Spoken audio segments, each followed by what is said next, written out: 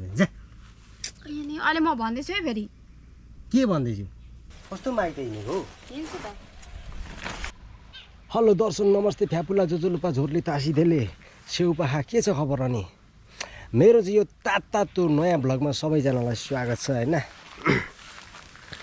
म चाहिँ अहिले गर्मी खप्न नसकेर घरदेखि अलिक तलतिर बारीतिर आएको छु हैन यस्तो दामी ठाउँ छ नि बारी पनि एकदम फ्यान्टास्टिक वन्डरफुल भने जस्तै छ हैन यस्तो गर्मी छ नि यस्तो गर्मी छ घाम पाका मासँग लाइन पनि काटेर यो बेलबारी नगरपालिकाको यो लाइनलाई चाहिँ नि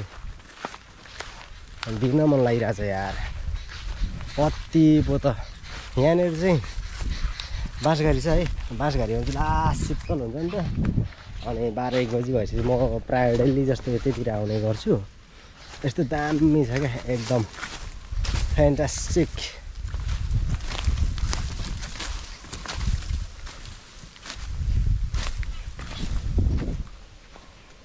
ओ वाउ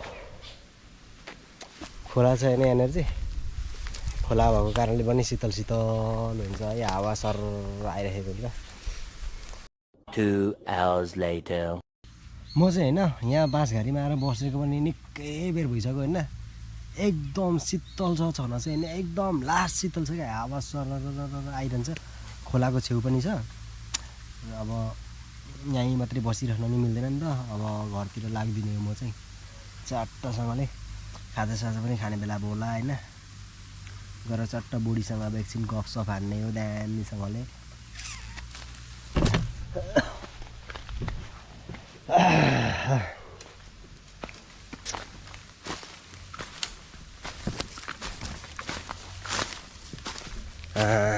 घाम त अझै पनि यस्तो छ माम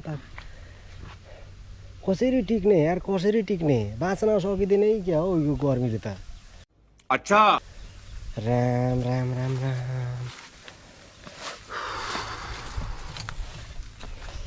यस्तो घाम छ यार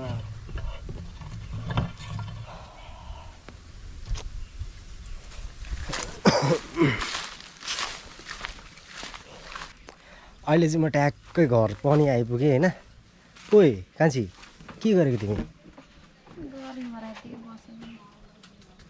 लाइन आएको छैन लाइन भएको त भित्र बसिहाल्दैन होइन यतै बसौँ बारीतिर लास्ट गर्मी हो के हो यार यस्तो कहाँ बस्नु हो कति धेरै गर्मी भएको हो यहाँ बसौँ यहाँ लास्ट गर्मी छ है कान्छी गर्मी त नि हो 2-3-4 दिन जति भयो धेरै गर्मी हुन्छ यहाँ अनि के एउटा कुरा भनौँ त्यसलाई के आई लभ यु कस्तो आई लभ यु र भन ल कस्तो आई लभ यु हुन्छ म तिमीलाई माया गर्छु भनेको बुढीलाई माया गर्छु भन्न पाइँदैन आई लभ यु त पहिले भन्यो बिहे गर्नुभन्दा अगाडि ल एकचोटि अब बिहे गरिसकेपछि के को आई लभ यु त हो अब मुखले आई लभ मात्र भनेर हुन्छ अनि मुखले मात्रै भनेको छु त मैले व्यवहारले पो माया गर्ने हो त अब एउटा छोरा जन्मिसक्यो अब आई लभ यु भनेर हुन्छ मैले व्यवहारले चाहिँ माया गरेको छुइनँ खोइ कहाँ गर्नुभयो ए कसरी चाहिँ व्यवहारले चाहिँ आई लभ यु भन्ने हुन्छ नि त हौ अनि व्यवहारले मुखले मात्र भनेर के गर्नु अब व्यवहारले चाहिँ कस्तो खालको आई लभ यु हुन्छ त नि माया गर्दाखेरि माया पस्दैन यसो साथ सपोर्ट हुन्छ यसो सघाउने ओर्ने हुन्छ यसो बिरामी सिरामी हुँदाखेरि यसो हेर्ने ओर्ने हुन्छ त्यतिखेर चाहिँ गर्नु छैन अब सन्च भएर आनन्दले बसेको छ अनि आई लभ यु भरे ए भनेपछि मैले छैन साथ सपोर्ट केही छैन छैन त अनि के गर्नुहुन्छ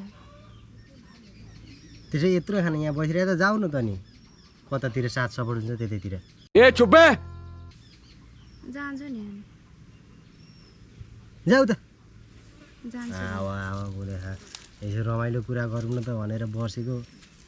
रमाइलो कुरा गरेर बस्ने बेला हो त अहिले। अनि के मान्छे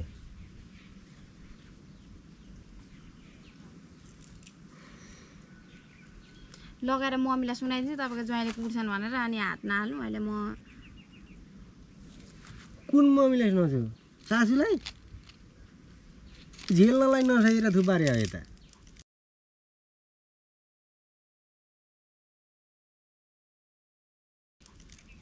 हामीलाई थाहा हुँदैन।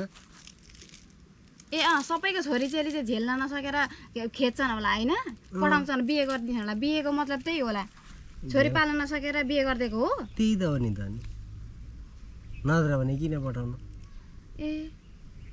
तपाईँको दिदी चाहिँ के भनेर पठाएको? नत्र पाल्न नसकेर पठाएको हो तपाईँको दिदीलाई चाहिँ? नत्र मैले पहिले भनेको थिएँ त, मलाई माग्न आइज, म त्यहाँ गएर बस्छु, गर्छु म धन्दा। कहाँ चाहिँ देख्नु भएको छ? अब केटी माग्न आएर चाहिँ अब बिहे गरेर केटोलाई लगेको चाहिँ कहाँ देख्नु भएको तपाईँले? सुहाउने कुरा गर्नु नि। नगर तिमी त जाऊ।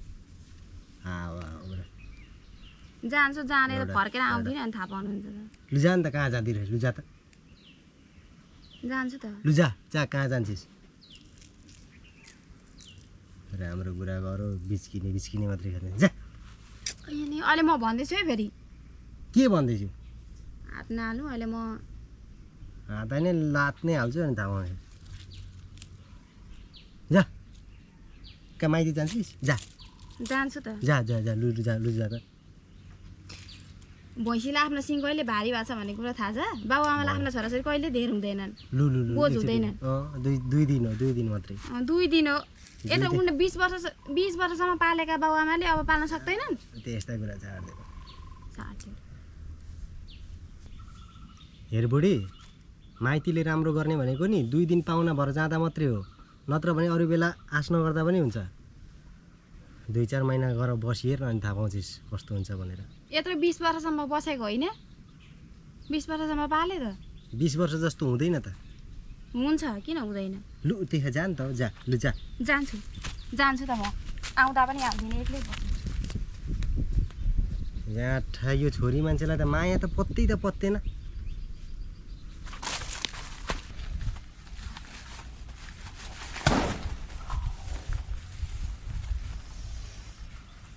शाबाश बेटा।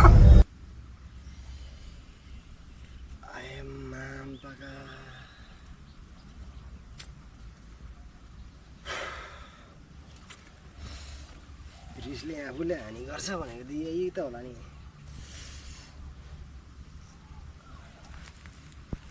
उता बुढी बिच्केर माइती जान रेडी भयो ल।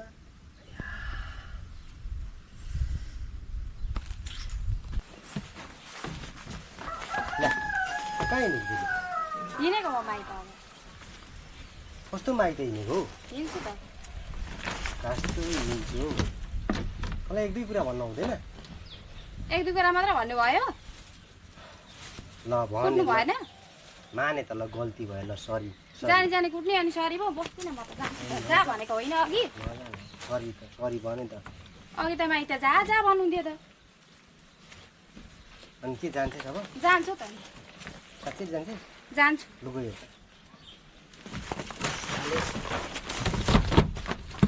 राम्रो गर्दाखेरि राम्रो नपच्ने एकैतालमा चिपटले दिएर तेरो टाउको साउको हेर्न। खत्म। Bye bye, tata, goodbye, गया।